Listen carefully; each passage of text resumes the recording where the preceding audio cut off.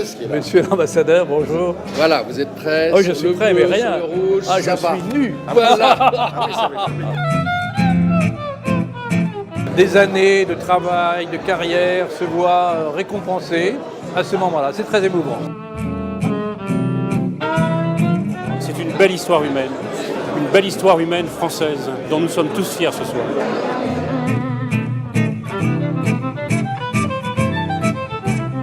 Ce soir, nous sommes vraiment très heureux de cette cérémonie, de cette Légion d'honneur, et pour moi c'est un grand plaisir. En vous décorant de la Légion d'honneur, la France a décidé d'honorer une carrière exemplaire d'un homme d'affaires français en Roumanie. Celle d'un pionnier au service des relations entre la France et la Roumanie et d'un entrepreneur moderne. J'y ajouterai aussi vos éminentes qualités personnelles. Votre dévouement sans faille à la relation économique et commerciale entre la France et la Roumanie fonde la base de votre excellente réputation au sein de la communauté française de ce pays. N'êtes-vous pas à ce titre administrateur de la Chambre de commerce franco-roumaine depuis 2008 ?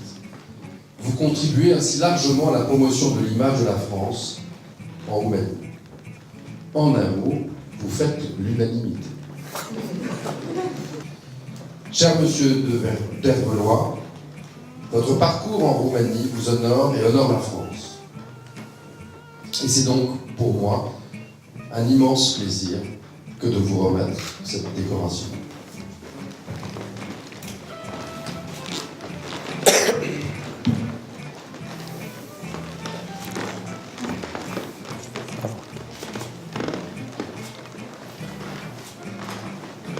Monsieur d'Hervelois, au nom du président de la République et en vertu des pouvoirs qui me sont conférés, je vous fais chevalier de la Légion d'honneur.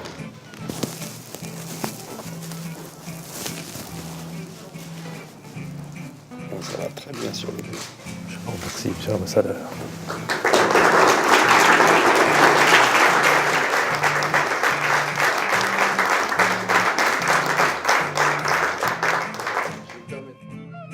La remise de cette décoration, c'est un moment très émouvant parce qu'on est entouré de ses amis, de sa famille, parce que l'ambassadeur a eu des paroles extrêmement chaleureuses et élogieuses. Et comme je l'ai dit, on regarde un peu les années qui se sont écoulées et on est donc très ému de ce qui se passe, de ce moment.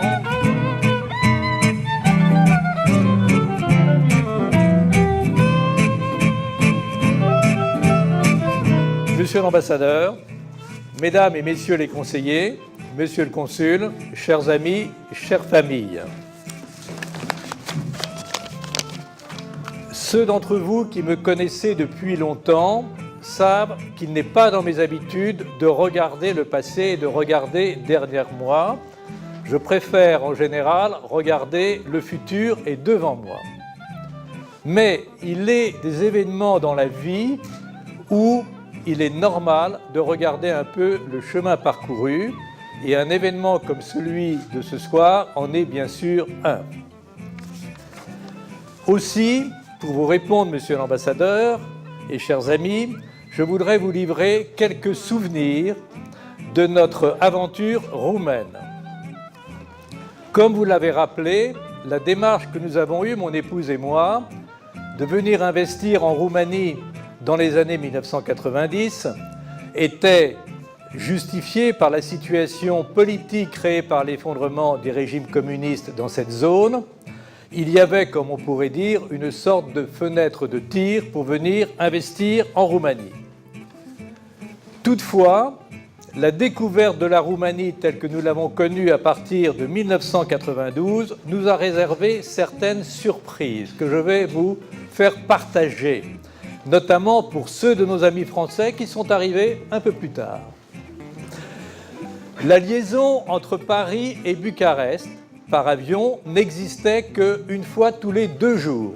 Aujourd'hui, il y a 6 à 7 vols par jour. L'aéroport d'Otopeni n'était pas équipé pour des vols sans visibilité.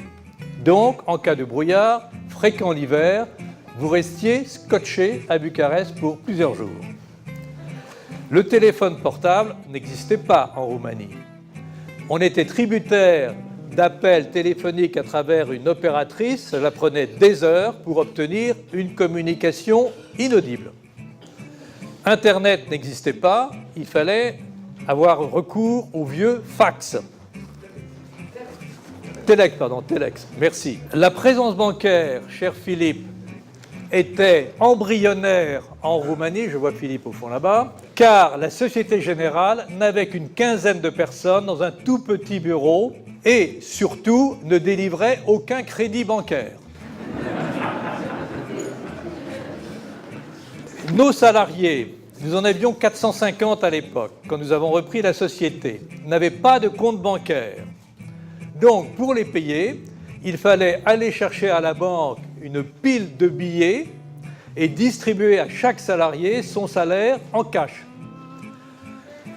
Comme la monnaie roumaine à l'époque se dépréciait à peu près de 100% par an, la valeur nominale des billets ne suivait pas. Donc, il fallait une grosse pile de billets pour payer chacun, mais ceci donnait le sentiment aux salariés roumains qu'ils avaient un gros salaire. Il était gros que par la pile des billets. Renault, mon cher Nicolas, n'avait pas encore acheté Dacia. Mais on pouvait à cette époque traverser le boulevard Maguérou sans regarder à droite à gauche parce qu'il n'y avait pratiquement pas de voiture et surtout une Dacia de l'époque s'entendait de très loin. La distribution moderne, cher Thierry, n'était pas présente en Roumanie. Cora n'était pas là, ni Carrefour, ni Auchan. Donc on était tributaire de la distribution post-communiste, c'est-à-dire que l'on manquait de tout. Les chambres d'hôtel réservaient des surprises. Il fallait venir équipé de savon et je passe d'autres accessoires. Il n'y avait qu'une seule ampoule électrique que l'on vous confiait à la réception en vous disant vous prenez la même ampoule pour aller de la chambre à la salle de bain de façon à économiser l'électricité. Je n'exagère pas. La nuit, les rues n'étaient pas éclairées. Toutefois, quant à la chambre de commerce, cher Éric, elle n'était pas encore existante puisque nous fêterons donc l'année prochaine les 20 ans d'existence. Donc en 1992-93, la chambre de commerce franco-roumaine à Bucarest n'existait pas. Pourtant, nous avons poursuivi nos projets d'investissement en Roumanie. Tout au fil de ces années, la route a été longue. Elle a été plus longue que prévu. La pente a été plus raide que prévu. Il a fallu y consacrer beaucoup plus de temps. Il a fallu aussi y investir beaucoup plus d'argent que nous ne l'avions prévu initialement. Mais en finale, grâce à l'appui de tous qui nous ont aidés dans cette entreprise, nos collaborateurs, nos amis français, nos amis roumains, petit à petit, nos affaires se sont développées et ont trouvé une bonne situation économique. Et donc, je voulais ce soir remercier tous ceux d'entre vous qui nous ont aidés dans ce parcours de cet investissement en Roumanie. C'est un très grand moment pour nous que de pouvoir célébrer ici cet événement de remise de cette magnifique décoration qui est la Légion d'honneur et de vous dire que à notre très modeste niveau, nous sommes très heureux, mon épouse et moi, de pouvoir avoir écrit une toute petite page de l'histoire franco-roumaine, de l'amitié franco-roumaine, qui est une amitié très ancienne, qui a énormément d'histoire derrière elle et à laquelle nous sommes, depuis que nous avons découvert ce pays en 1992, particulièrement attachés. Donc un grand merci, monsieur l'ambassadeur, et merci à vous tous d'être venus aujourd'hui nous entourer.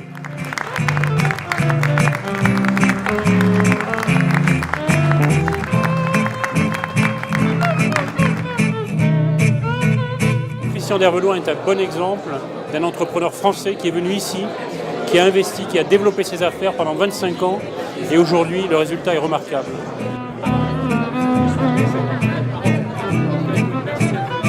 Mon cher Christian, personne n'ose te le confier. Tu es, et je le fais, tu es finalement ce que nous aimerions tous être.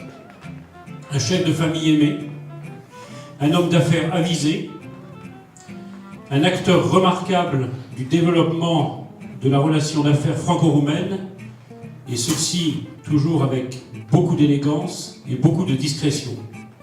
De notre part à tous, cher Christian, merci.